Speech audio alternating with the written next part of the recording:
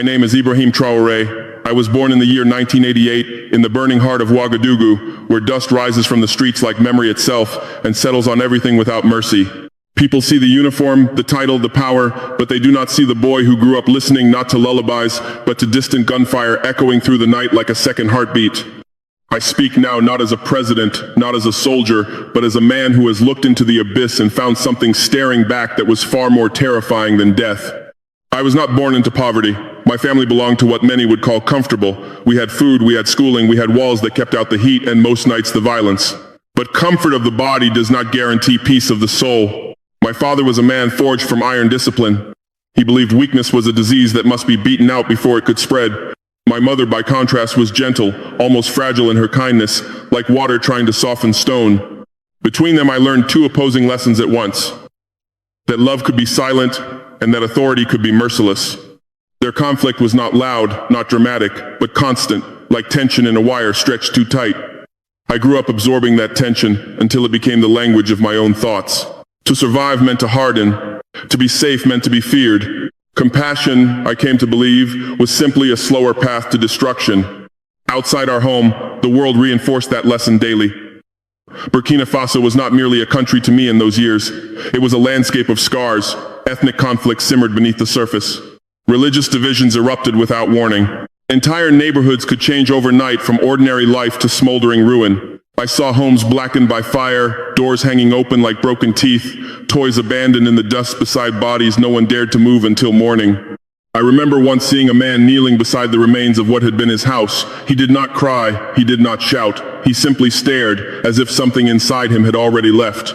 That image stayed with me longer than any explosion ever did. It taught me that the worst violence is not what destroys the body, but what empties the soul. Instead of making me compassionate, these things made me numb. Hatred, when it grows slowly, feels like strength. Fear, when you refuse to acknowledge it, disguises itself as courage. By the time I entered military training, I was already hollowed out in ways I did not understand. The army did not create my hardness. It simply gave it purpose, structure, and permission. I excelled quickly. Discipline came naturally to someone who had lived under it since childhood. Orders felt comforting because they removed doubt. Violence felt justified because it had rules. And power felt like oxygen after years of suffocation. For the first time, I believed I could shape events rather than endure them. But power has a way of feeding the darkest parts of a man while convincing him he is serving something noble. I told myself I was defending my country, preserving order, protecting the innocent. In truth, I had begun to see the world in only two colors: ally and enemy, purity and corruption, loyalty and betrayal. Anyone who did not fit neatly into the first category fell automatically into the second. Religion, especially Christianity in certain conflict zones, became entangled in that distorted vision. Propaganda, fear, and endless stories of betrayal created a narrative in which believers were not civilians but potential threats, not neighbors but infiltrators. I accepted that narrative eagerly because it simplified everything. It gave me someone to blame, someone to fight, someone to dominate.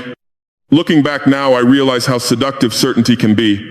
Doubt requires humility. Certainty requires only obedience to one's own anger.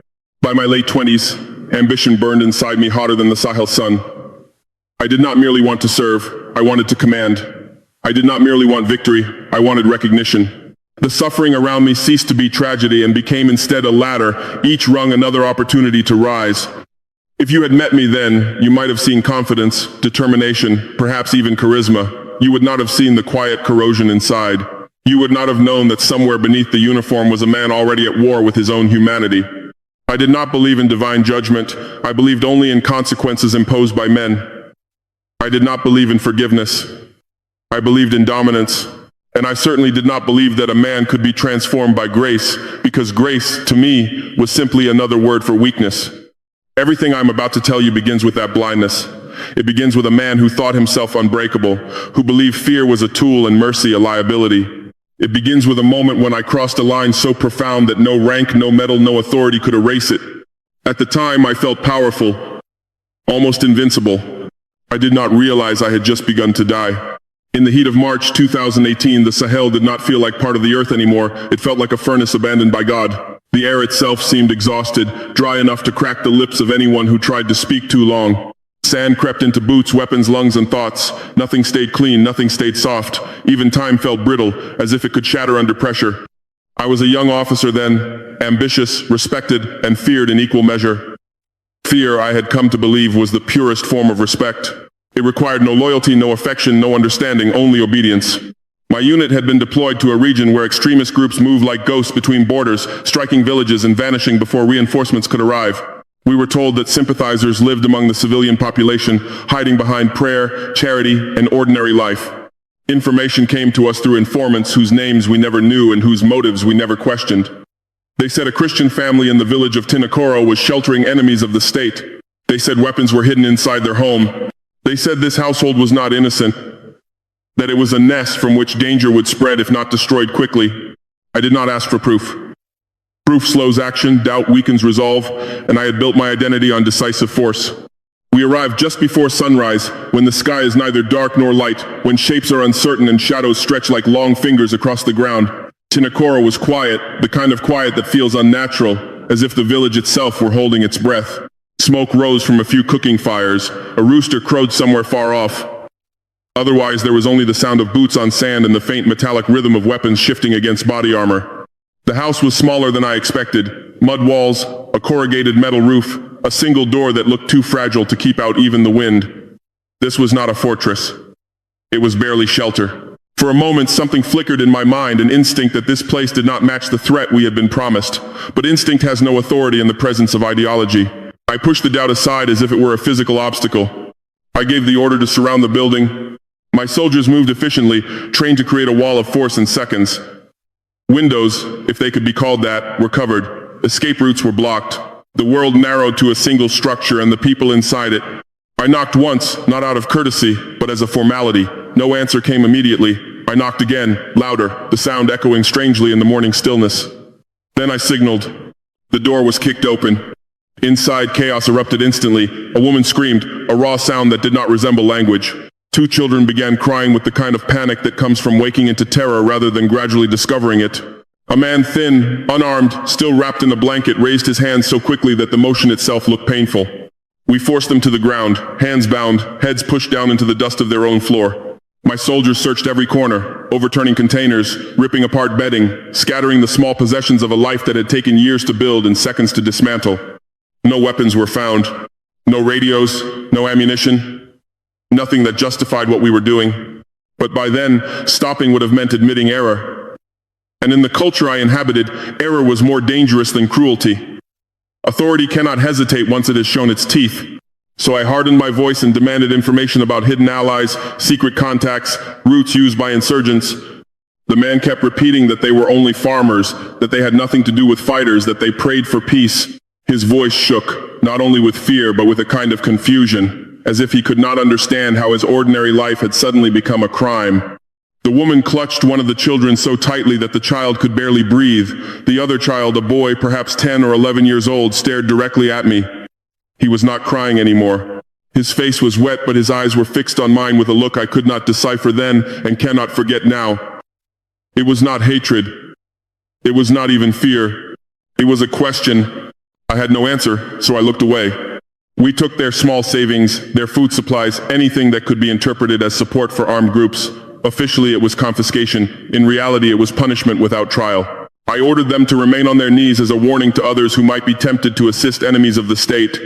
When we left the house, the sun had risen fully. Light flooded the village, revealing neighbors standing at a distance watching silently. No one intervened. No one protested. Silence in conflict zones is a survival skill.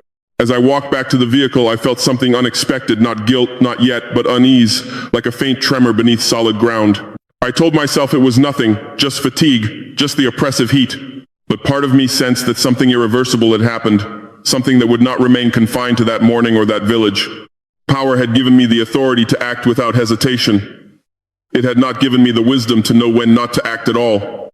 We drove away, leaving behind a family kneeling in dust, a house turned inside out, and a silence that seemed heavier than before. I did not look back. Leaders, I believed, should never look back. Looking back invites doubt, and doubt corrodes command. Yet long after Tinakoro disappeared beyond the horizon, the image of that boy's eyes followed me like a shadow that refused to obey the sun. At the time, I told myself it would fade. It did not fade. It began to grow. When I returned to Ouagadougou in the year 2019, I expected relief. Soldiers dream of home not as it truly is, but as a sanctuary frozen in time, a place untouched by the violence they carry back with them. I imagine familiar streets washing away the dust of the Sahel, familiar faces restoring the parts of me that had hardened in the desert. Instead, I felt like a stranger walking through a city that had quietly replaced me with someone else. The first sign was subtle. Conversation stopped when I approached. Laughter resumed only after I had passed. Men who once slapped my shoulder in greeting now nodded stiffly, as if acknowledging a superior officer rather than a friend. Respect was still there, but it had changed temperature. It was cold now, brittle, like glass that might shatter if touched too directly. At first I blamed rumors. Conflict zones generate stories the way storms generate lightning. Some true, some distorted, some entirely invented. I assumed people had heard exaggerated accounts of operations and were reacting to ghosts rather than facts. But over time, I realized the truth was simpler and more disturbing. They were not afraid of what I had done. They were afraid of what I had become. My own home did not feel like refuge either. The walls seemed thinner, the air heavier, as if the house itself sensed tension it could not release. My wife greeted me with kindness, but there was caution beneath it, the way one approaches an injured animal whose pain might turn suddenly into violence. The children changed the most. Sammy, my son, was 12 then, an age when boys begin testing the edges of authority, seeking strength to imitate. Before my deployments, he had been energetic, curious, always asking questions about the world. Now he spoke less. He avoided my gaze. When he did look at me, there was calculation in his eyes, as if measuring distance rather than seeking connection. I learned from his teachers that he had begun skipping classes, wandering the streets, getting into fights with other boys, not ordinary schoolyard scuffles, but confrontations marked by a frightening intensity. He did not just want to win, he wanted to dominate. He wanted to humiliate. It was like watching a distorted reflection of myself at his age, stripped of whatever restraint had once softened me. Aminata, my daughter, was 8. Children that young rarely conceal their feelings well. She did not hide her fear. When I entered a room unexpectedly, she startled as if a door had slammed. If I spoke too loudly, she flinched. At night, I sometimes heard her whispering to her mother, asking whether I was angry, whether I would leave again, whether I would hurt them. No battlefield had prepared me for that question. I tried to reassure her, to soften my voice, to sit beside her and speak gently, but children sense truth beyond words. My presence did not calm her. It made her still, the way prey animals freeze when a predator draws near. One evening I caught her studying my hands while I ate. She looked at them not with curiosity but with dread, as if imagining what those hands had done or might do. When she realized I had noticed, she lowered her eyes immediately and pushed her food around her plate without eating. That night, I stood alone in the bathroom, staring at my reflection under the harsh white light. The man in the mirror looked familiar in structure but foreign in essence. The eyes were the worst part. They seemed clouded, like water that had been stirred until all the sediment rose to the surface. There was no warmth there, no softness, only vigilance and fatigue. I leaned closer, searching for the person I used to be, but the glass offered no memory, only the present. For the first time, the unease from Tinakoro returned, no longer a faint tremor, but a persistent vibration beneath everything. It followed me into meetings, into meals, into sleep. I began waking in the middle of the night without knowing why, heart pounding as if I had heard a distant explosion that no one else noticed. Sleep itself became shallow, fragmented. When dreams came, they were not vivid scenes but impressions, dust, heat, crying, the sense of kneeling figures just beyond sight. I would wake before anything resolved, left with a feeling of dread that had no clear source. Physically, I remained strong. Mentally, I functioned as expected. I carried out duties, issued orders, attended briefings. On the surface, nothing was wrong. But inside, something had begun to fracture, hairline cracks spreading through a structure that had once seemed indestructible. Pride prevented me from seeking help. In military culture, admitting psychological strain can feel like surrendering rank itself. I told myself I was simply adjusting, that time would smooth the rough edges, that discipline would restore equilibrium. Yet discipline cannot command the soul. Colleagues began assigning tasks to others that once would have been mine, not openly, not officially, but gradually, as if easing me out of certain responsibilities without confrontation. Their eyes avoided mine during discussions of operations involving civilians. I sensed judgment there, or perhaps fear of provoking something unpredictable. The isolation deepened. At family gatherings, relatives spoke carefully, choosing safe topics, avoiding anything related to conflict or politics. Laughter sounded forced, like an imitation of joy rather than its expression. I would excuse myself early, claiming fatigue, though exhaustion was not the real reason. The real reason was that I no longer knew how to be human among humans. One night, unable to sleep, I walked through the darkened house and paused outside my children's rooms. Sami was asleep, fists clenched even in dreams. Aminata lay curled tightly, as if trying to occupy as little space as possible. Watching them, I felt something unfamiliar stir inside me, not guilt exactly, not yet, but grief for a connection that seemed to have dissolved without a clear moment of breaking. I realized then that whatever punishment might exist in this world, it did not always arrive as external retribution. Sometimes it came as distance, as silence, as the slow erosion of love. I returned to my room and sat in the darkness until dawn, listening to the city awaken. For the first time in my life, I wondered whether power could protect a man from himself. The answer, though I did not yet know it fully, was no. The cracks had begun, and cracks once formed do not heal by pretending the wall is still whole. The year 2020 began not with hope but with exhaustion. By then, sleep had become an unreliable visitor, arriving briefly and leaving without warning, like a messenger who refuses to deliver the full contents of a letter. I would lie down with the intention to rest and wake minutes later feeling as if hours of torment had passed. My body remained strong, but my mind had begun to rebel against the silence of the night. Darkness no longer meant peace, it meant exposure. Each time I closed my eyes, I felt myself being pulled backward, not through memory in a gentle sense, but through something heavier, as if unseen hands were dragging me across rough ground toward a place I had tried not to name. Tinakoro returned, not as a sequence of events, but as fragments sharpened into weapons. The woman's scream cut through the void. The children's crying echoed as if inside a metal chamber. The man's trembling voice repeated words I could not fully hear, yet somehow understood. Worst of all were the eyes of the boy. In waking life, memory fades around the edges, softened by time and distraction. In those sleepless nights, his gaze was perfectly clear, unblinking, luminous in the darkness. He did not accuse. He did not plead. He simply looked, as though waiting for something from me that I could not give. I would jerk awake, gasping, the sheets soaked with sweat, my heart hammering so violently that I pressed my palm against my chest to make sure it had not torn itself apart. The room would be silent, the city outside still asleep, yet the terror did not recede immediately. It lingered like smoke after a fire, stinging the eyes, choking the breath. After enough nights like this, fear began to follow me into the daylight. I became irritable, impatient, easily provoked. Small inconveniences felt like deliberate attacks. A delayed report, a minor disagreement, even the sound of construction outside the office window could ignite anger disproportionate to the cause. My staff grew cautious, approaching me with the same wary politeness my family had learned to adopt. But anger was not the dominant emotion. Underneath it lay something colder, dread. I sensed without evidence that something was approaching, something inevitable and personal. Not an assassination, not a political downfall, but a reckoning of a different kind. The feeling had no shape, no name, yet it pressed on my thoughts constantly, like storm clouds gathering just beyond the horizon. Eventually, my body began to fail in ways that discipline could not correct. Headaches struck without warning, sharp and blinding, forcing me to pause mid-sentence. My hands sometimes trembled slightly when I lifted a cup. Food lost its taste. Fatigue clung to me even after the rare nights when sleep did come. Doctors attributed it to stress.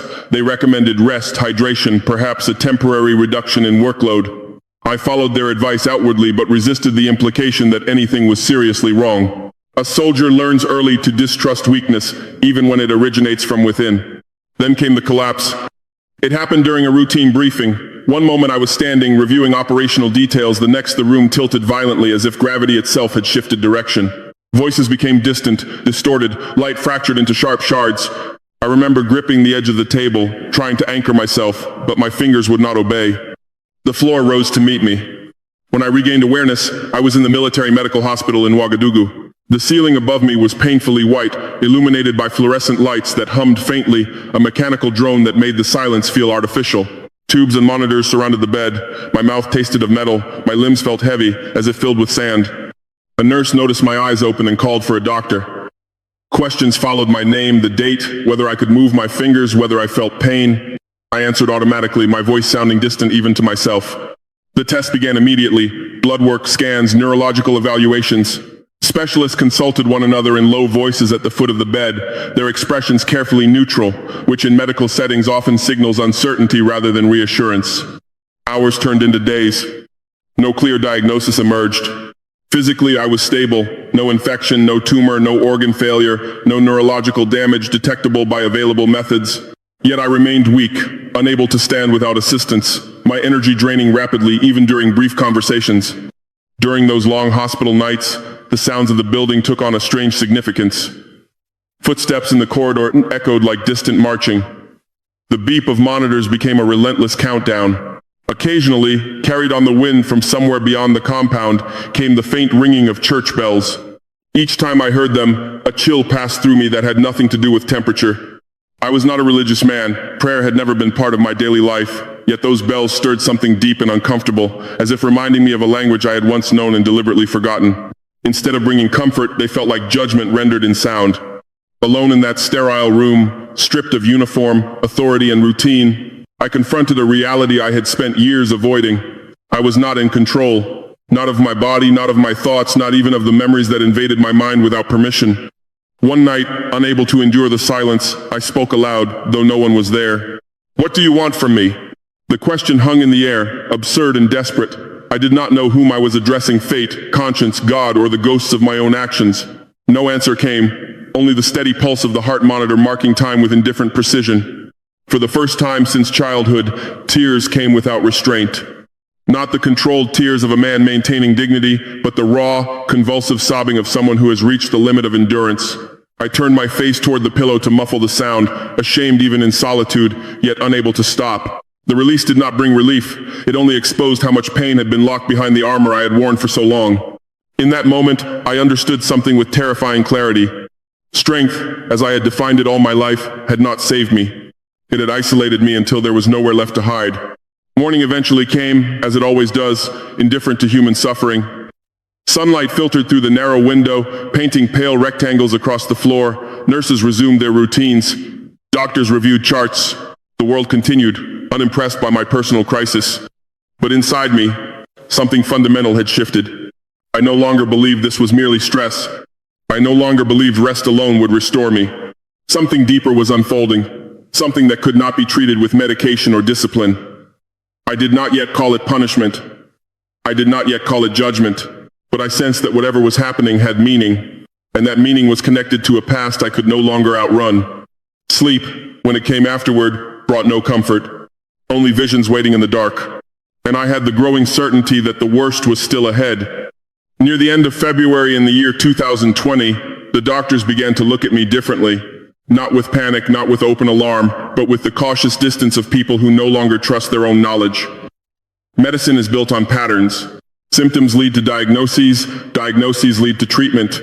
When the pattern breaks, certainty dissolves, and even the most skilled professionals become observers rather than healers. My condition had not improved. It had deepened into something stranger. It began with coughing. At first it was dry, irritating, the kind of cough one dismisses as a minor infection or reaction to dust.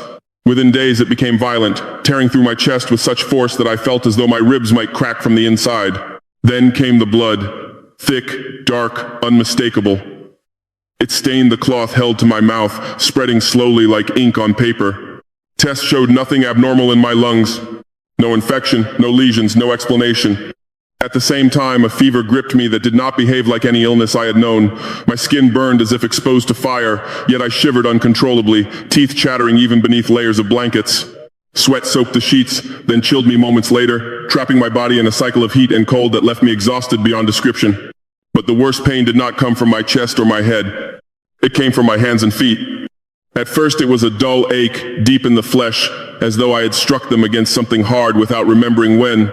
Soon it sharpened into a piercing agony, concentrated in the centers of my palms and the soles of my feet. The sensation was precise, localized, relentless. It felt as if invisible spikes were being driven slowly through the skin into bone, not once, but continuously, pressing deeper with each heartbeat. I could not grip objects. I could not stand without assistance. Even the light touch of a sheet brushing against my skin made me flinch. When nurses examined my hands, they found no visible wounds, no swelling, no discoloration. To them, my skin appeared normal. To me, it felt as though it had been split open from within. Sleep became impossible. Not because of nightmares this time, but because the pain did not fade with darkness. It intensified, as if night itself were amplifying it. I would lie awake counting seconds between waves of agony, measuring time not by clocks but by endurance. Pain medication dulled the edges but never reached the center. One night, during a particularly severe episode, I raised my hands in front of my face, trembling, and a thought forced its way into my mind with such clarity that it felt like a voice. Nails. I did not want to think it. I did not want to connect the sensation to anything beyond physiology, yet the association refused to leave. I had seen images in childhood, crucifixions depicted in churches, hands pierced, feet pinned. I had never paid them much attention. Now those images returned unbidden, overlaying themselves onto my own body like a transparent film. I lowered my hands quickly, as if hiding them could erase the thought. Doctors continued their examinations, blood tests, scans, consultations with specialists from other departments. Each time they returned with the same conclusion: there was no measurable cause. My vital organs functioned. My neurological responses were intact. By every objective standard, I should not have been suffering the way I was. Yet I was deteriorating. Weight dropped rapidly despite forced nutrition, muscles weakened from disuse. My heart rate fluctuated unpredictably, sometimes racing as if I were running, other times slowing to an alarming crawl. There were moments when I felt suspended between states, not fully conscious yet not asleep, drifting in a gray space where thoughts moved sluggishly and reality seemed distant. Fear changed form during this period. Earlier it had been vague, anticipatory, now it was intimate. I no longer feared something approaching. I feared what was already inside me. One evening, a senior physician sat beside my bed longer than usual. He spoke gently, explaining that while they had not identified a specific disease, they would continue supportive care, monitor my condition, and adjust treatment as necessary. His tone was calm, professional, reassuring, but his eyes told a different story. They carried the quiet resignation of a man who knows his tools are insufficient. After he left, I stared at the ceiling for a long time, listening to the mechanical rhythm of the monitor beside me. Each beep marked another moment survived, not necessarily another step toward recovery. I realized then that death does not always announce itself with dramatic symptoms. Sometimes it arrives quietly, disguised as mystery. I began to consider the possibility that I would not leave that room alive. Strangely, this thought did not bring panic. It brought a hollow clarity. Achievements, rank, reputation, none of these could negotiate with mortality. None of them could answer the question that had begun to surface again, stronger than before. What had I done? Not in a tactical sense, not in terms of military operations or political decisions, but in the deeper accounting that every human life must eventually confront. Faces returned to me, villagers, detainees, unnamed figures blurred by time yet sharpened by conscience. Among them, always, the family from Tinakoro, the boy's eyes, the woman's scream, the man's trembling hands. I wondered whether they were still alive, whether they had rebuilt their home, whether they told stories about the morning soldiers came and turned their lives into dust. I wondered whether they prayed for justice, for protection, or perhaps for vengeance. Most disturbing of all, I wondered whether this suffering was connected to them in ways beyond the physical world. I had never believed in supernatural punishment, cause and effect, yes, political consequences certainly, but something beyond human agency that had always belonged to the realm of superstition in my mind. Now, lying there with blood on my lips and agony in my limbs, certainty began to erode. Late one night, as the fever peaked again, I felt something warm on my palms. Assuming it was sweat, I shifted my hand slightly. The warmth spread. A nurse noticed and approached quickly, lifting one hand toward the light. There was blood, not flowing from an open wound, not pouring in a way that would explain the volume, but seeping through the skin itself, forming small dark beads that gathered and slid slowly toward my wrists. The same phenomenon appeared on the soles of my feet. The nurse called for assistance. Gauze was applied, pressure maintained, samples taken. Yet even as they worked, confusion dominated the room. No visible lacerations, no punctures, nothing to explain why blood was emerging from intact flesh. I watched without speaking, detached, almost calm. Because by then, a terrible realization had taken root. This was not an illness I could fight with strength. This was not an enemy I could confront with weapons. Whatever was happening was beyond the reach of everything I had relied on all my life. As dawn approached, the fever broke briefly, leaving me weak but lucid. Through the window I could see the sky lightening, a pale gray turning slowly to gold. For a moment the world looked peaceful, ordinary, untouched by the suffering inside that room. I closed my eyes, not to sleep, but to escape the sight of my own hands. In the darkness behind my eyelids a single thought formed, quiet but unyielding. If this is punishment, then for what exactly? And more terrifying still, who is delivering it? I did not yet know that help was already on its way. It would arrive not as a soldier, not as a doctor, but as a man whose weapon was compassion rather than force. It was late afternoon when he came, though the light filtering through the window had that muted quality that makes time feel suspended, neither day nor evening. I had drifted into a shallow state between sleep and wakefulness, the kind where thoughts move slowly, but pain remains sharp enough to anchor you to reality. The room smelled faintly of antiseptic and something else, dust carried in from outside perhaps, or the dry scent of heat baked into concrete. A soft knock sounded at the door. Not the brisk, functional knock of medical staff, but something tentative, almost respectful, as if the person outside understood that suffering requires permission to approach. I did not answer. Speaking had become exhausting, and I assumed it was another routine check. The door opened anyway. A man entered slowly, closing it behind him with deliberate care to avoid noise. He wore simple clerical clothing, not ornate, not theatrical. His hair was gray, thinning at the temples. But what struck me immediately were his eyes. They were clear, steady, and profoundly calm. The kind of calm that does not come from ignorance of pain, but from having passed through it without being destroyed. He introduced himself quietly as Father Jean-Baptiste. I had not requested a priest. To my knowledge, no one in my family had arranged this visit. Yet there he was, standing beside the bed as if he had been expected all along. I heard you were ill, he said, his voice low and warm, carrying none of the formal distance I had grown used to from officials and doctors. May I sit with you for a moment? I nodded, more out of curiosity than consent. Something about him made refusal feel unnecessary. He pulled a chair close, not crowding me, not hovering, simply present. For several minutes he said nothing. He did not begin with prayer, did not offer scripture, did not ask probing questions.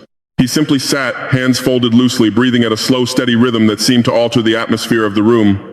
Silence, when shared without pressure, can be more comforting than any words. Eventually he spoke again. You are carrying a heavy burden, he said, not as a question, but as a statement. I almost laughed, though the motion would have hurt too much. Of course I was carrying a burden. Anyone could see that from the machines, the bandages, the hollow state of my body. Yet I sensed he was not referring to illness alone.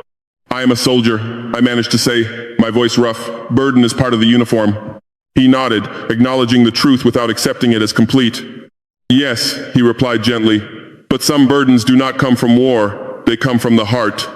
The words settled into me like stones dropped into deep water, sending ripples outward.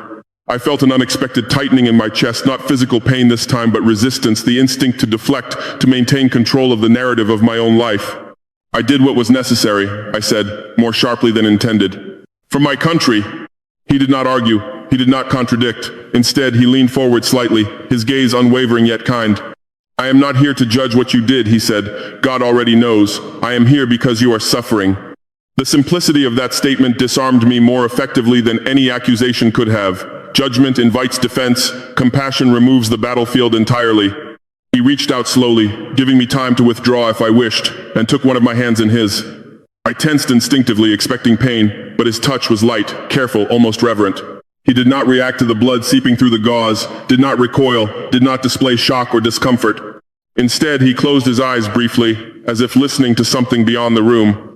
Ibrahim, he said softly, speaking my name in a way that felt personal rather than formal. Your soul is burning from hatred and grief.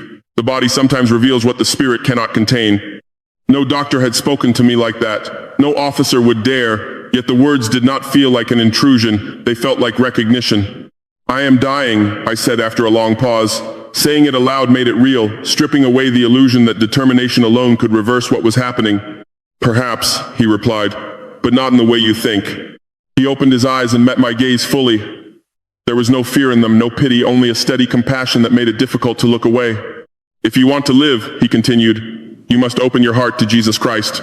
Not as an idea, not as a distant figure, but as someone who knows your suffering and your sins and still loves you. The name stirred something uncomfortable, almost painful, like pressing on a bruise you did not know was there. I had avoided religion for most of my adult life, treating it as a private matter for others, irrelevant to the harsh realities of leadership and conflict. I am not a religious man, I said. You do not need to be, he answered. You need only to be honest. Honesty. The word felt heavier than any accusation. He continued speaking, his tone never rising, never preaching, simply offering truth as he understood it. Jesus does not look first at what you have done, he said. He looks at whether you are willing to turn toward him now. There is no sin too great for mercy, but there is suffering that cannot heal without forgiveness. Forgiveness. The concept seemed almost absurd in the context of military life, where actions carry irreversible consequences. Yet, as he spoke, images flooded my mind again. Tinakoro, the family, the boy's eyes. For the first time, I allowed the possibility that what haunted me was not weakness but unresolved guilt. What must I do? I asked quietly, surprising myself. He did not smile in triumph. He did not seize the moment as a conversion to be celebrated. He simply answered as if describing a path anyone could walk. Seek those you have hated, he said. Help those you once harmed. Learn to love where you learn to fear. And speak to God even if all you can say is that you do not know how to speak. He released my hand gently, as though returning something fragile rather than letting go. Before leaving, he bowed his head and whispered a short prayer, not in a theatrical voice, not in formal language, but in simple words asking for peace, healing, and guidance. I did not understand all of it, yet the cadence was soothing, like water flowing over stones. When he finished, he looked at me one last time. You are not alone, he said. Even now. Then he stood and walked to the door, moving with the same quiet care with which he had entered. The door closed softly behind him, leaving the room exactly as it had been, machines humming, light fading, pain still present. And yet everything felt different. The air seemed lighter, as if some invisible pressure had been reduced. My breathing slowed. For the first time in weeks, the relentless tension in my chest eased slightly, enough that I noticed its absence. I lay there staring at the ceiling, replaying his words, resisting them, questioning them, yet unable to dismiss them entirely. Could compassion truly exist without agenda? Could forgiveness apply to someone like me? Could suffering have purpose beyond punishment? Outside, the faint sound of church bells drifted again through the evening air. This time, instead of dread, I felt something else, uncertainty mixed with the smallest trace of hope. Not belief, not yet, but the possibility that the story was not finished. And that possibility, fragile as it was, felt stronger than any medication they had given me. After Father Jean-Baptiste left, the hospital room did not return to what it had been. The machine still hummed, the pain still pulsed through my body, the night still gathered outside the window like a living thing. Yet something unseen had shifted, as if a door had opened in a place I could not physically locate. I did not feel healed, I did not feel saved, but I no longer felt completely abandoned. That night, exhaustion finally overcame pain. Not the restless half-sleep I had endured for weeks, but a heavy, engulfing descent, as though I were sinking through deep water toward a place where resistance no longer mattered. For a moment, there was nothing, no memories, no fear, no awareness of the hospital, only silence. Then the silence shattered. I found myself standing upright, though I had no memory of rising. The ground beneath my feet was not solid earth, but something blackened and cracked, glowing faintly from within like embers buried under ash. Heat pressed against my skin from every direction. The air smelled of smoke and something metallic, like blood evaporating in fire. Around me stretched a vast valley, illuminated not by sun or moon, but by an infernal glow rising from fissures in the ground. Shapes moved in the distance, figures bent, crawling, stumbling, their forms indistinct yet unmistakably human. A sound filled the air, low at first, then building into a chorus of cries that seemed to come from everywhere at once. It was not merely noise, it was anguish given voice. I tried to move, to turn, to find a way out, but my legs felt heavy, as if shackled by unseen chains. Panic surged through me. The valley sloped downward toward a chasm, whose depths were swallowed by darkness so complete it appeared to absorb the surrounding light. The heat intensified near its edge, carrying a roar like a furnace breathing. And then I saw them. Faces in the crowd, rising briefly from the mass of struggling figures before sinking again. Some I did not recognize, others I knew immediately, not by name but by memory. Civilians caught in crossfire, prisoners whose fates I had never questioned, villagers whose lives had been disrupted by orders issued from safe distances. Among them, unmistakable even in distortion, was the family from Tinakoro.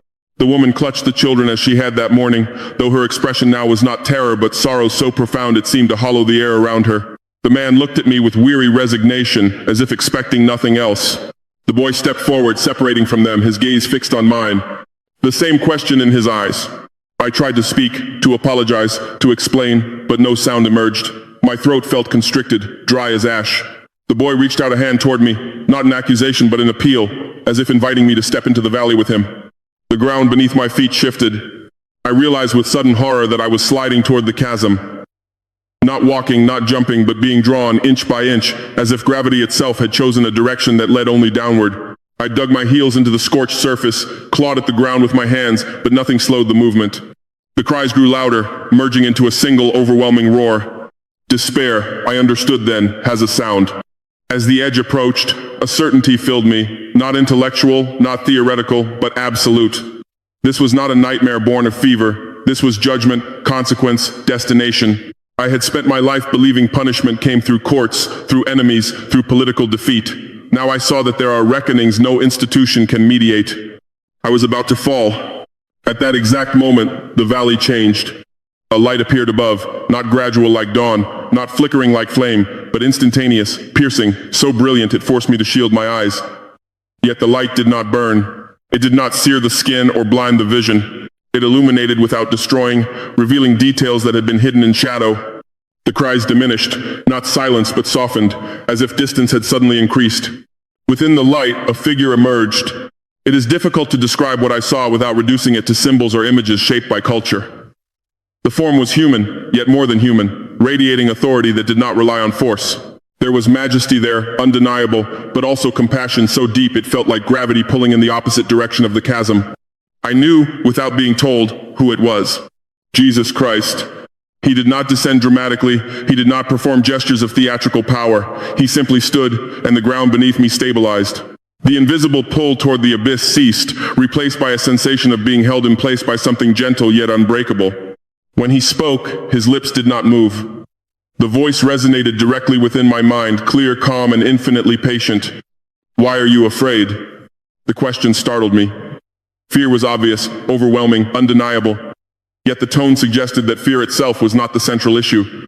Because I deserve this, I thought, though I was not sure how thoughts could function as speech. A pause followed, not empty but contemplative, as if my answer were being weighed not for correctness but for sincerity. "No soul is beyond mercy," the voice replied. "But mercy cannot reach a heart that refuses to turn."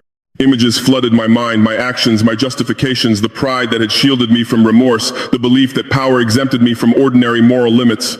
I saw not only what I had done, but why I had done it, stripped of excuses. "I cannot undo it," I thought desperately. "You can choose what you become now." The figure extended a hand toward me.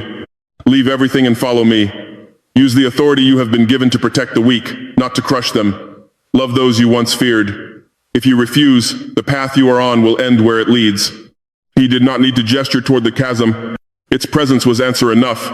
I hesitated. Even in that moment, part of me clung to identity, to control, to the illusion that I could negotiate with destiny.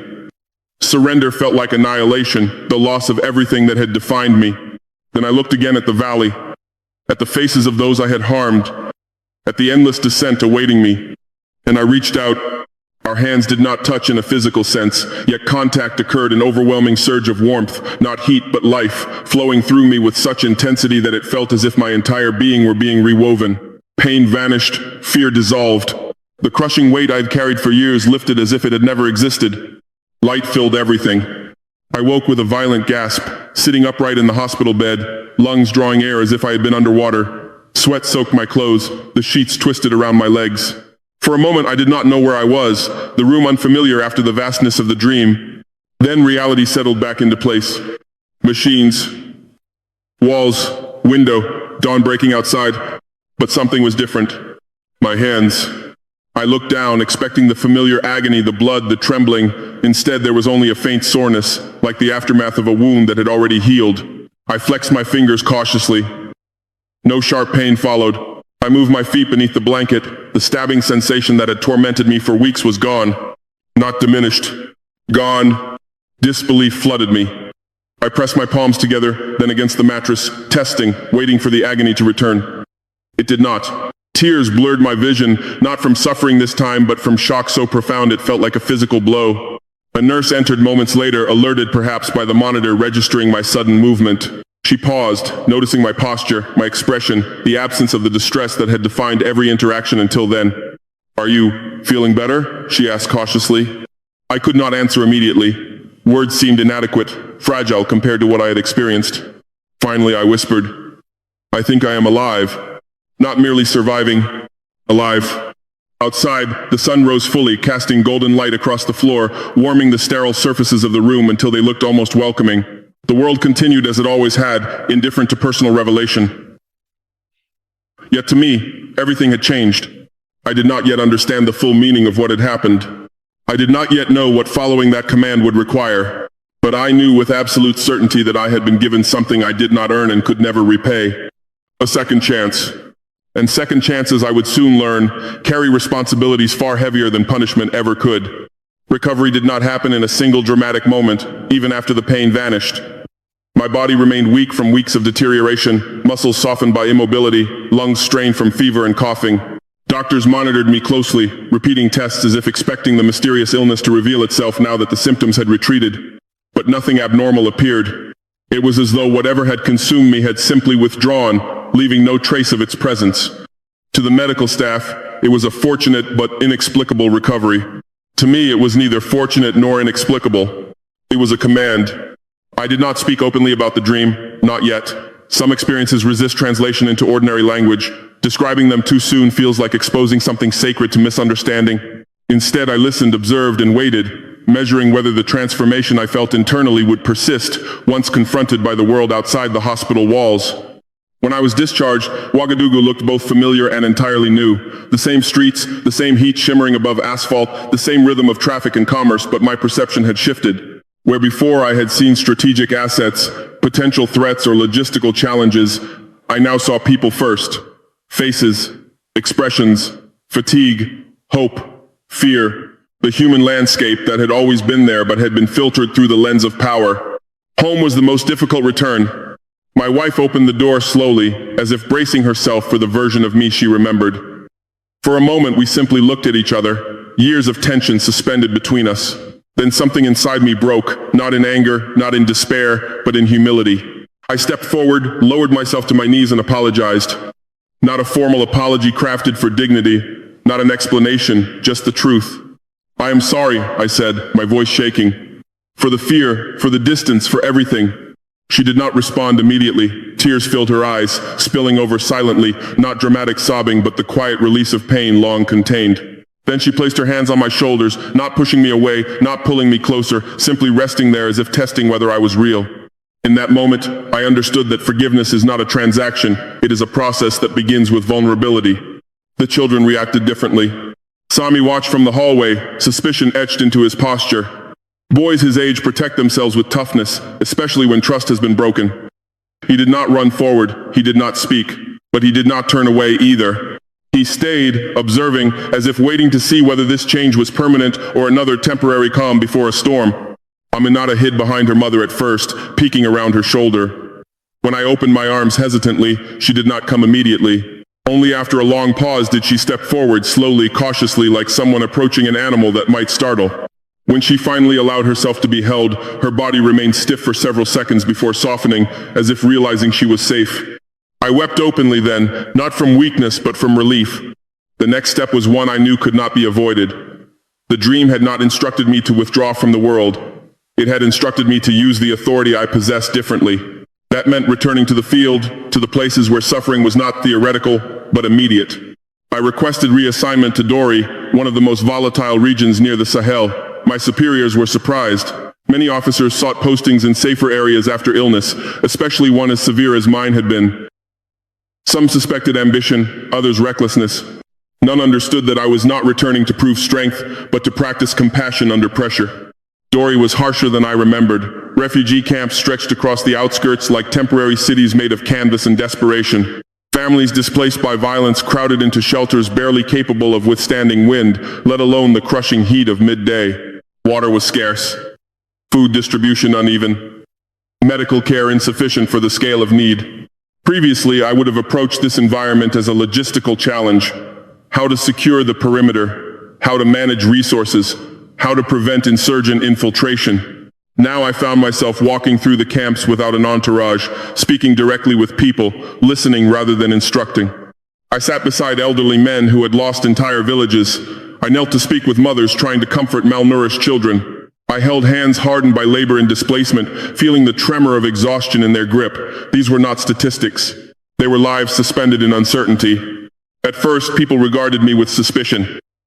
Uniforms often bring fear, not comfort, especially to those who have experienced abuse from armed forces in various conflicts. But persistence matters. Returning day after day, offering practical help rather than empty promises, gradually softened that barrier. One afternoon, I entered a tent where several children sat quietly around a small cooking fire. Their guardian, an elderly woman, struggled to stand when she saw me, assuming formality was required. I motioned for her to remain seated and join them on the ground instead. The children watched intently, curiosity overcoming caution. One boy extended a piece of flatbread toward me, offering the little he had without hesitation. The gesture struck me with unexpected force. Here was generosity from someone who possessed almost nothing, directed toward a man who had more power than he could ever use. I accepted the bread and shared it with them, breaking it into pieces. We ate together in silence, the simplest act imaginable. Yet it felt more significant than any ceremonial banquet I had attended. Gradually, word spread that I was not there to intimidate but to protect. Refugees began approaching me voluntarily, bringing concerns, requests, stories of loss. Each interaction reminded me that authority can build bridges or walls depending on how it is exercised. The military mission remained dangerous. Armed groups operated nearby, launching raids on villages and supply routes. Engagements were inevitable. But even in combat planning, my perspective shifted. Civilian safety became not a secondary consideration, but the primary objective. Operations were delayed, rerouted, or redesigned to minimize collateral damage, even at the cost of tactical convenience. Some officers questioned these decisions privately, worried that caution might embolden enemies. I understood their concern. War punishes hesitation. Yet I had learned that victory achieved by destroying what you are supposed to protect is not victory at all. Prayer entered my daily routine, awkward at first, then gradually more natural. I did not use elaborate words. Often I simply spoke honestly, expressing fear, uncertainty, gratitude. Whether anyone heard those prayers in a literal sense mattered less than the transformation they produced in me. They kept arrogance from reasserting itself. They reminded me that power is borrowed, not owned. One evening, as the sun dipped below the horizon and painted the sky in deep orange, I stood overlooking the camp. Smoke from cooking fires rose in thin columns. Children's voices drifted through the air, subdued but unmistakably alive. For the first time since my illness, I felt something resembling peace. Not triumph, not certainty, peace. It was fragile, dependent not on circumstances but on orientation, where my heart was directed, what purpose guided my actions. I realized then that redemption is not a single event. It is a continuous choice, renewed daily through behavior rather than declared once through words. Yet the true test had not yet come. Because compassion is easiest in moments of relative calm. Its authenticity is measured when violence erupts without warning, when instinct demands self-preservation above all else. That test would arrive soon, in the form of gunfire tearing through the fragile quiet of another village, forcing me to decide whether the transformation within me was strong enough to withstand chaos, and whether the promise I had made, spoken or unspoken, would hold when my life was on the line. The attack came in June of the year 2020, in the late afternoon when heat begins to loosen its grip, but exhaustion has already settled into the bones of everyone who has endured the day. Reports arrived first as fragmented radio transmissions, static, overlapping voices, urgency without clarity. A nearby village had come under assault. Armed extremists had entered from the eastern approach, firing indiscriminately, setting structures ablaze, driving civilians into open ground where there was no shelter. We mobilized immediately. Convoys moved fast across terrain that punished speed, engines straining, dust clouds trailing behind us like banners of urgency. My training told me to remain at the rear, coordinating, preserving command continuity. That is what doctrine recommends. Leaders should survive to lead, not die in the first exchange. But doctrine had begun to feel incomplete. As we approached the village, the sounds became distinct, automatic gunfire cracking in irregular bursts, the deeper thud of heavier weapons, the chaotic echo that occurs when violence bounces between buildings. Smoke rose in thick black columns, twisting into the sky as if trying to escape the earth itself. Civilians ran toward us along the road, faces streaked with ash and tears, some carrying bundles, others carrying nothing at all because there had been no time to gather anything. Among them were children, many separated from parents, moving in groups driven by instinct rather than guidance. I saw immediately that the situation was more than a tactical engagement. It was a collapse of safety. Without waiting for full deployment, I dismounted and moved forward on foot. My officers shouted warnings urging caution, but I kept going. Something stronger than protocol pushed me ahead, not recklessness, not heroism, but a refusal to stand back while the vulnerable remained exposed. The village center was chaos. Several homes burned fiercely, roofs collapsing inward with sharp cracks, livestock scattered, bleeding in confusion. The air smelled of smoke, fuel, and the acrid residue of gunpowder. Sporadic gunfire continued from the far side, where attackers were attempting to withdraw while inflicting maximum damage. Near the edge of an open square, I saw them. A cluster of children, perhaps 8 or 9 in total, huddled behind a low wall that offered almost no protection. Some were crying openly, others sat frozen, shock rendering them silent. There was no adult with them, no one guiding them towards safety. They had reached the limit of their ability to run and had simply stopped. Between them and our advancing line lay open ground. Bullets struck the dirt nearby, sending up small explosions of dust. Not constant fire, but intermittent shots, dangerous precisely because they were unpredictable. Each crack forced instinctive flinching, reminding everyone that exposure could become fatal in an instant. For a brief moment, training and transformation collided inside me. The rational part of my mind calculated risk. Crossing that distance without cover would make me a visible target. Losing a commanding officer could destabilize the operation. Others were positioned to provide support. Waiting might be wiser, but waiting meant leaving those children where they were. And in that suspended second, the memory of my dream surged back not as an image, but as a certainty. Authority used to protect the weak. Love where fear once ruled. Follow me. I ran. The ground felt uneven beneath my boots, loose dirt shifting with each stride. The sounds of gunfire sharpened, louder now that I was fully exposed. Dust kicked up around me as rounds struck nearby, the air snapping with the passage of projectiles. Yet an odd calm settled over me, not the numbness of shock but a focused clarity, as if all unnecessary thoughts had been stripped away. I reached the children and dropped to a crouch. Stay close, I told them, my voice firm but controlled. Do not let go of each other. Some clung immediately, others stared in disbelief, as if unsure whether I was real or another threat. One little girl wrapped her arms around my legs so tightly that I felt her trembling through the fabric of my uniform. More shots rang out. Instinct took over. I positioned myself between them and the direction of fire, using my body as a shield while signaling to my unit for covering fire. Smoke drifted across the square, partially obscuring us, turning the scene into shifting silhouettes rather than clear targets. Now, I said, urging them forward. We moved as a cluster, stumbling, scrambling, the smallest children lifted or half dragged by those slightly older. The distance felt impossibly long despite being only a few dozen meters. Every step carried the awareness that a single well-placed shot could end everything. Yet none came. Bullets struck walls, shattered debris, kicked up dirt, but not one found flesh. Later, analysts might attribute this to poor aim, obstructed visibility, or simple probability. In the moment, it felt like moving through a corridor carved out of chaos, danger pressing close but never closing completely. When we reached the relative safety of our armored vehicles, soldiers pulled the children inside quickly, checking for injuries, offering water, speaking soothing words that contrasted sharply with the violence still unfolding nearby. I remained outside a moment longer, scanning the area, ensuring no one else had been left behind. My heart pounded, adrenaline flooding my system now that the immediate focus had passed. Hands that had been steady during the run began to tremble slightly. A young soldier approached, eyes wide. Sir, you could have been killed. He did not speak with accusation, only astonishment. I looked at the children through the open hatch, dust-covered, frightened, alive. One boy met my gaze and gave a tentative nod, as if acknowledging something unspoken. In his expression I saw echoes of another boy, another time, another question. This time, there was no question. There are worse things than dying, I said quietly. The operation continued. Attackers were driven off, fires gradually brought under control, casualties counted, wounded evacuated, survivors gathered. The grim arithmetic of conflict resumed its place. Yet for me, the defining moment had already passed. As evening settled and the sky darkened to deep indigo, I noticed something else. The pain that had once dominated my hands and feet, absent since the dream but still feared as a possible return, remained completely gone. Not even a trace, not even the phantom sensation that often lingers after severe injury. My body felt whole in a way it had not for years. Standing there amid smoke and dust, I experienced a quiet conviction that went beyond relief. I had not been preserved for comfort. I had been preserved for purpose. Later that night, after reports were filed and temporary shelters arranged for displaced villagers, I walked alone along the perimeter of the camp.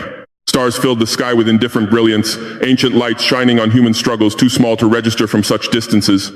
I thought about the chain of events that had brought me to that moment, the illness, the visitor, the dream, the recovery, the decision to run when caution would have advised otherwise. None of it felt accidental. Yet it did not feel like destiny imposed without choice either. At each step, I had been required to respond, to accept or resist. Faith, I was beginning to understand, is not certainty imposed from above. It is trust enacted through decisions made under pressure. The children slept safely that night. Somewhere beyond the darkness, their parents searched for them, prayed for them, hoped against reason that they were still alive. By morning, many of those families would be reunited, tears replacing despair, grief postponed at least for another day. I knelt briefly on the hard ground, not out of ritual but gratitude, whispering words that no one else could hear. Thank you. The wind carried the sound away immediately, dissolving it into the vast silence of the Sahel. No voice answered, no sign appeared. Yet I did not feel unheard. Because sometimes the answer to prayer is not a voice. It is the lives that continue when they might have ended. And as I rose to my feet, I knew that whatever lay ahead, political storms, renewed violence, personal trials, I would face it as a different man than the one who had once stood in Tinakoro, believing power alone defined strength. The journey was not over. In many ways, it had only just begun. News of what had happened in the village spread quickly, not through official channels but through the invisible network of human storytelling that moves faster than any broadcast. Survivors carried the account to neighboring camps. Soldiers repeated it to their families. Aid workers passed it along in cautious tones, uncertain how much was fact and how much was the natural exaggeration that follows trauma. By the time I returned home weeks later, the story had already reached Ouagadougou.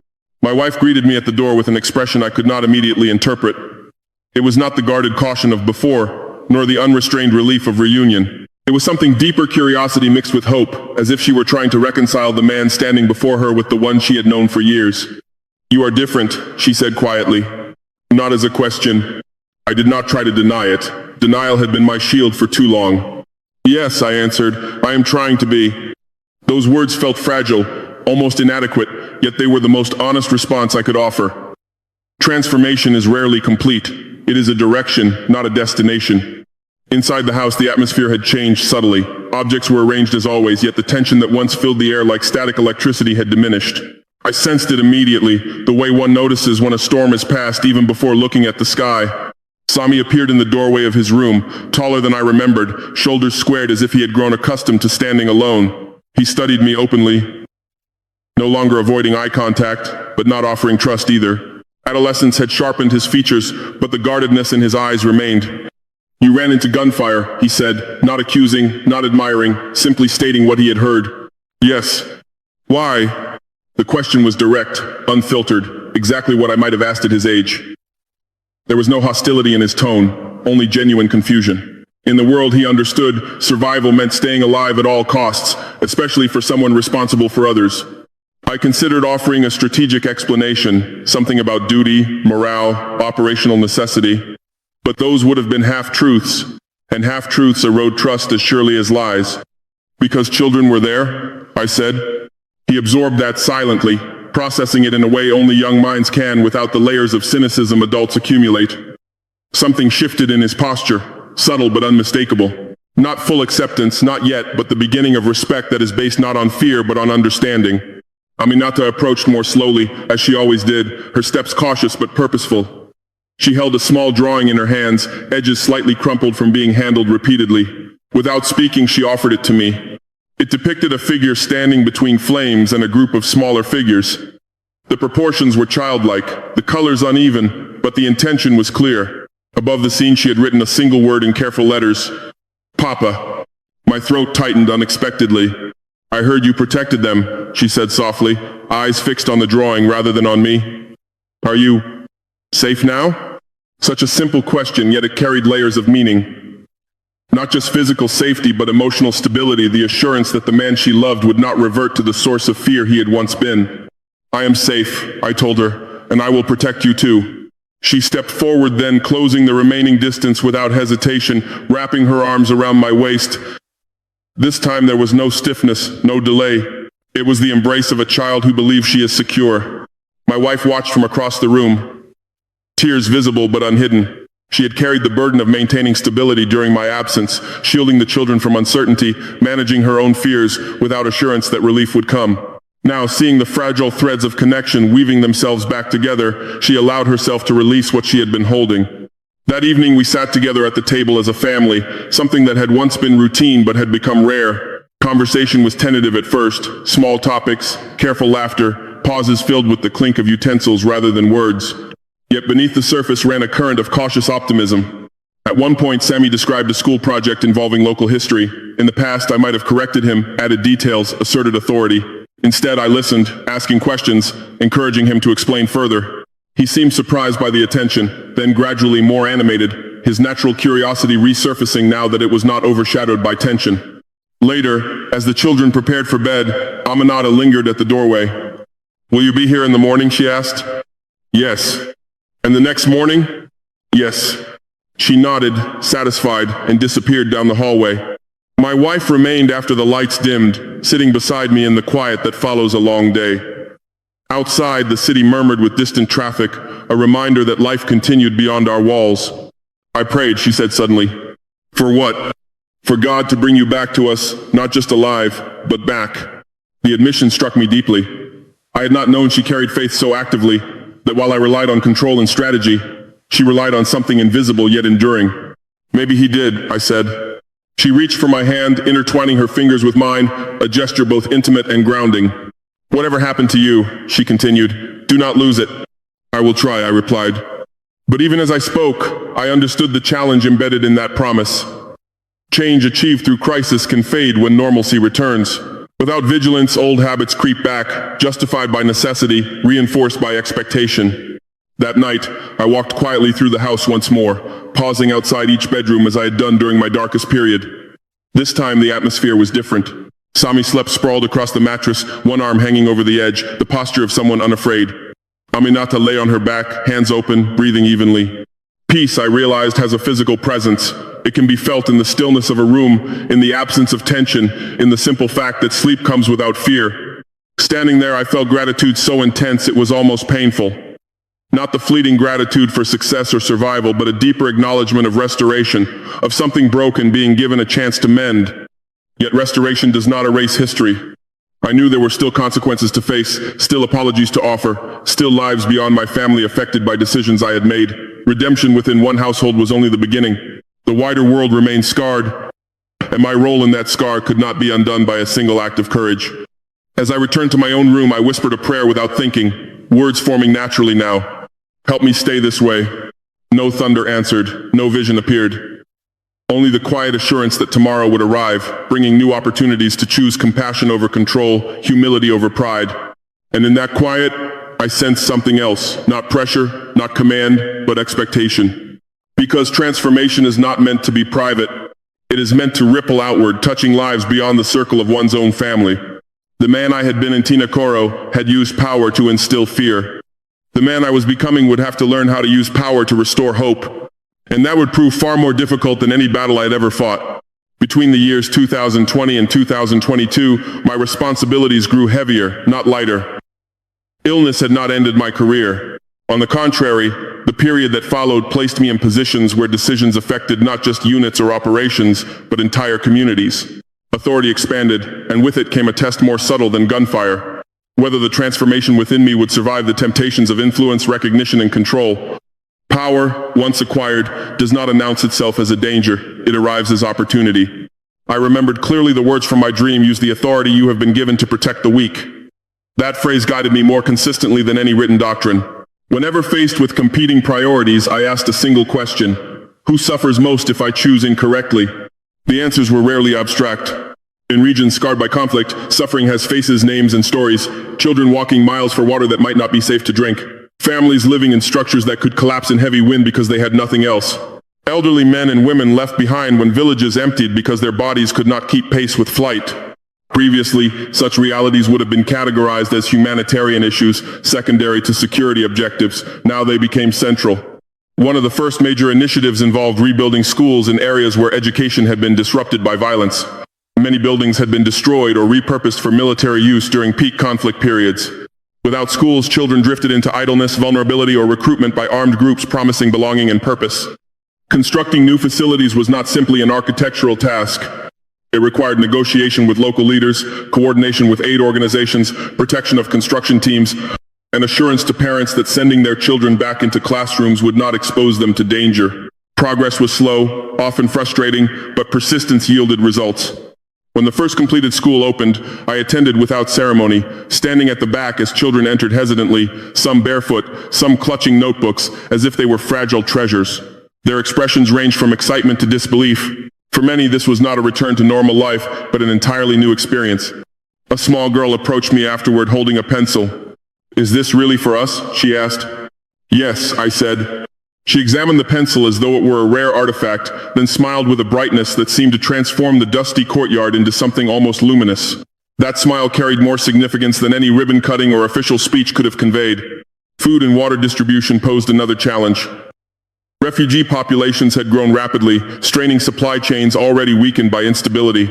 Delivering resources effectively required not just quantity but fairness, ensuring that aid did not become a source of conflict itself. I visited distribution points regularly, not to supervise from a distance but to observe directly. Standing in line alongside civilians, listening to their conversations, watching how systems functioned in practice rather than on paper, revealed inefficiencies and inequities that reports alone would never capture. On one occasion, an elderly man insisted on giving me a portion of his rations. "You have done much for us," he said. "Take this." I refused gently, explaining that his need was greater than mine. He shook his head, pressing the bundle into my hands with surprising strength. "In my village," he said, "we share with those who protect us. Otherwise, we lose our dignity." The lesson was profound. Aid must preserve agency, not replace it. Charity that strips recipients of the ability to give in return becomes another form of humiliation. Medical care presented perhaps the most urgent need. Remote areas lacked even basic services. Treatable conditions became fatal simply because help was too far away. Establishing clinics required trained personnel willing to work in difficult conditions, reliable supply lines for medications, and security measures to protect both staff and patients. When the first free clinic opened in a particularly isolated region, I visited unannounced. Inside, a young doctor treated a line of patients that stretched outside the door. Among them was a woman cradling a child whose breathing was labored, chest rising and falling with alarming effort. The doctor later told me that without intervention, the child would not have survived the week. With antibiotics and monitoring, recovery was likely. Watching that small life stabilized, hearing the mother's whispered prayers of relief, reinforced the tangible impact of decisions made far from the bedside. Not all efforts involved infrastructure. Sometimes protection itself was the most valuable service. In areas where armed groups threatened civilians regularly, establishing communication channels allowed villages to alert nearby forces quickly, reducing response times. Training local volunteers in basic emergency procedures empowered communities to assist one another rather than wait passively for outside rescue. Perhaps the most delicate task involved negotiation. Conflict zones are rarely divided cleanly between good and evil. Civilians often find themselves trapped between opposing forces, each demanding loyalty, each punishing perceived collaboration with the other. In such environments, dialogue can prevent bloodshed that military action might escalate. I participated in discussions with representatives who months earlier would have been considered enemies beyond conversation. These meetings were tense, fragile, fraught with mistrust. Yet even limited agreements, temporary ceasefires, safe corridors for evacuation, guarantees against targeting non-combatants saved lives that would otherwise have been lost. Some criticize these efforts as weakness, arguing that strength requires uncompromising force. I understood that perspective. It had once been my own. But I had learned that strength expressed solely through violence eventually consumes what it claims to defend. Throughout this period, my personal habits changed as well. Each morning began with prayer and reflection, grounding me before the demands of the day could scatter attention. Scripture, once foreign, became a source of perspective, reminding me that leadership is service rather than privilege. I shared my story selectively with younger soldiers, not as propaganda but as warning. Many of them had witnessed horrors similar to those that had hardened me years earlier. They stood at the same crossroads, capable of becoming protectors or predators depending on what they chose to cultivate inside themselves. Your weapon is not your greatest strength, I told them. Your conscience is. Some listened with skepticism, others with curiosity. Seeds planted in uncertain soil do not sprout immediately, but they can endure, waiting for conditions to change. Public perception shifted gradually. Where once I had been viewed primarily as an enforcer, I became associated with reform, with rebuilding, with a leadership style that prioritized human welfare alongside security. Recognition came in the form of commendations, media attention, political support. Each accolade carried a hidden risk: pride. It would have been easy to interpret success as personal achievement rather than grace, to believe that transformation made me exceptional rather than accountable. To guard against that, I returned frequently to the places of greatest suffering, reminding myself of the fragility of progress and the vastness of needs still unmet. One evening in Dori, after inspecting a new water system, I stood watching women fill containers, their movements efficient from years of practice. Laughter drifted between them, light despite the circumstances. A young mother balanced a container on her head while guiding a toddler with her free hand, both of them smiling. Ordinary life, reclaiming space from chaos. In that moment, I felt a quiet conviction that this more than any military victory was what I had been preserved to serve. Not dominance, not recognition, but the restoration of normalcy where abnormal suffering had become routine. Yet even as progress accumulated, challenges persisted. Extremist groups adapted tactics, political pressures intensified, resources remained finite. Each success revealed new layers of complexity, new obstacles demanding patience rather than force. Redemption, I realized, is not measured by grand gestures alone. It is measured by consistency. Day after day, decision after decision, choosing compassion when convenience would suggest otherwise, choosing humility when praise tempts inflation of ego, choosing service when authority invites comfort. By the end of 2022, the landscape had changed in visible ways, schools operating, clinics treating patients, refugees receiving more reliable support. But the deeper transformation was internal. I no longer viewed power as something to wield for control. It had become a tool entrusted to me temporarily, to be used carefully, answerable not only to citizens but to a higher standard I could not ignore. Standing at the edge of another year, I understood that the journey from darkness to light is not linear. There are setbacks, doubts, moments when fatigue whispers that the old ways were simpler. Yet once you have seen the consequences of cruelty and the possibility of mercy, returning fully to ignorance becomes impossible. The man who once believed fear was the most effective instrument of leadership had discovered a different truth. Hope is stronger, but hope, unlike fear, cannot be imposed. It must be nurtured, protected, and demonstrated until others dare to believe in it too. And the greatest trials I sensed were still ahead. If redemption were a destination, life would grow simple after reaching it. One could settle into peace, maintain good intentions, and allow the world to stabilize around that new identity. But redemption, I learned, is not a safe harbor. It is a path that continues through terrain just as dangerous as before, only now the dangers are more complex because they include not only external threats but internal erosion. The extremist groups did not disappear because I had changed. They did not lower their weapons in respect for compassion. Violence remained an ever-present reality, unpredictable as weather in the Sahel. Each new attack tested whether the resolve to protect life would endure when protection required risking one's own. Threats against me personally increased. Messages arrived through indirect channels, warnings that I had become a target not just as a military leader but as a symbol of resistance to their ideology. Some communications were crude, filled with rage and promises of vengeance. Others were chillingly calm, describing in precise detail what would happen if I continued interfering with their operations. Security advisors urged greater precautions, restricted movement, armored transport at all times, reduced direct contact with civilians. Their concerns were justified. A dead leader protects no one. Yet isolation carried its own cost. Leadership from behind layers of security risks losing touch with the very people one intends to serve.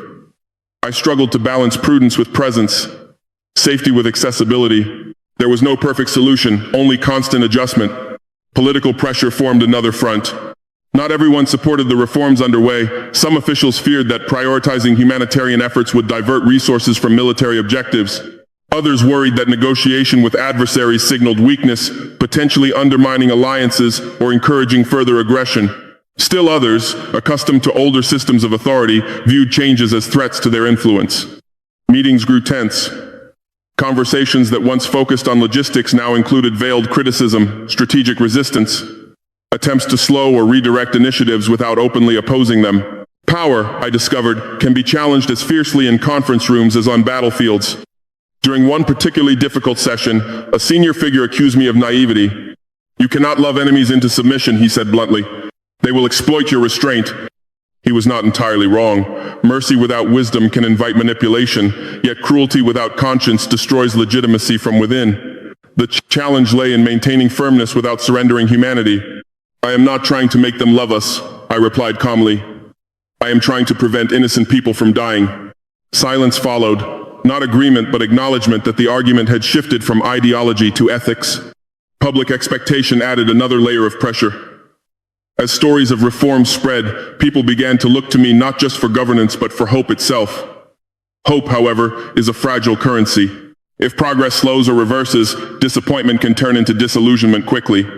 Every setback, an attack that could not be prevented, a project delayed by funding shortages, a community still suffering despite best efforts felt magnified because it contradicted the narrative of transformation. Critics pointed to these failures as evidence that compassion was ineffective, that only ruthless force could restore stability. Some nights, the weight of those expectations pressed heavily on my chest, not unlike the dread I had felt before my illness. Doubt whispered familiar arguments. Perhaps the old methods had been simpler, more decisive, less emotionally exhausting. Perhaps people respected fear more than kindness, because fear demands obedience while kindness invites judgment. In those moments, I returned to prayer not as ritual but as necessity. I spoke honestly about frustration, about anger, about the temptation to revert to patterns that required less patience. I asked for strength not to win every battle but to remain aligned with the purpose that had been revealed to me. Scripture became less abstract over time, more like a mirror reflecting struggles across centuries. Stories of leaders facing opposition, betrayal, misunderstanding, they no longer felt distant. They felt immediate, relevant, instructive. Sharing my personal journey with soldiers also proved challenging. Some embraced it, inspired by the idea that transformation was possible even for those hardened by conflict. Others remained skeptical, interpreting faith as softness, incompatible with military effectiveness. During a training session, a young officer approached me privately. "Sir," he said hesitantly, "if we forgive too much, won't they just keep attacking?" It was a sincere question, not a challenge. "Forgiveness does not mean abandoning defense," I explained. "We protect the innocent with everything we have, but we do not become monsters in the process." He nodded slowly, absorbing the distinction. Whether he accepted it fully, I could not tell, but planting that idea felt important. The next generation of leaders would shape the future long after my own role ended. Personal temptation surfaced in quieter ways as well. Recognition brought invitations, ceremonies, honors, opportunities to bask in admiration. Accepting them carried risk. Pride can grow unnoticed until it displaces humility entirely. To counter that, I sought anonymity whenever possible, visiting communities without advance notice, speaking with individuals who had no reason to flatter or impress. Their unfiltered perspectives grounded me, reminding me that leadership is measured not by applause but by impact on ordinary lives. One visit stands out clearly. In a remote village, I met a farmer whose crops had been destroyed during fighting months earlier.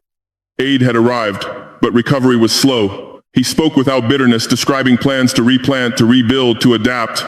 "Why do you keep trying?" I asked. He looked at me as if the question itself were strange. "Because this is my home," he said simply. "If I stop, the land dies. If the land dies, we die." Resilience expressed without drama, without speeches, just quiet determination. It humbled me more than any grand narrative could. Despite these sources of strength, fear never vanished completely. Each journey into unstable areas carried risk. Each public appearance required vigilance. Each night brought awareness that enemies might be planning, watching, waiting. But fear no longer dictated action. It became a companion rather than a master, acknowledged but not obeyed. Courage, I realized, is not absence of fear but refusal to let fear define decisions. The greatest trial, however, was internal, maintaining belief that change mattered even when results were slow or invisible. Transforming institutions, cultures, and expectations takes time measured in years, sometimes generations. Impatience can undo progress as surely as opposition. On particularly difficult days, I remembered the boy in Tinakoro. His silent question had haunted me once. Now it guided me. Every policy, every order, every choice passed through that filter. Would this protect children like him or harm them? Would it leave communities safer or deepen wounds? By anchoring decisions in that perspective, complexity became manageable. The path might not be easy, but it was clear. As months turned into years, I began to understand that trials are not signs of failure. They are proof that the struggle between destruction and restoration is ongoing. Light does not eliminate darkness permanently. It pushes it back moment by moment, requiring constant renewal. Standing at the intersection of faith and responsibility, I accepted that peace would never be absolute in a world shaped by human freedom. There would always be those who chose violence, exploitation, domination. My role was not to eliminate evil entirely. That task belongs to forces beyond human capability, but to resist it without becoming its reflection. Late one evening, after a day filled with tense negotiations and troubling reports, I stepped outside alone. The sky stretched above me, vast and indifferent, stars scattered like distant watchfires. The air carried the scent of dry earth cooling after sunset. For a long time, I said nothing. Then, quietly, I spoke. I am still here. It was not a declaration of pride, but of endurance. Despite threats, opposition, fatigue, and doubt, I remained on the path set before me.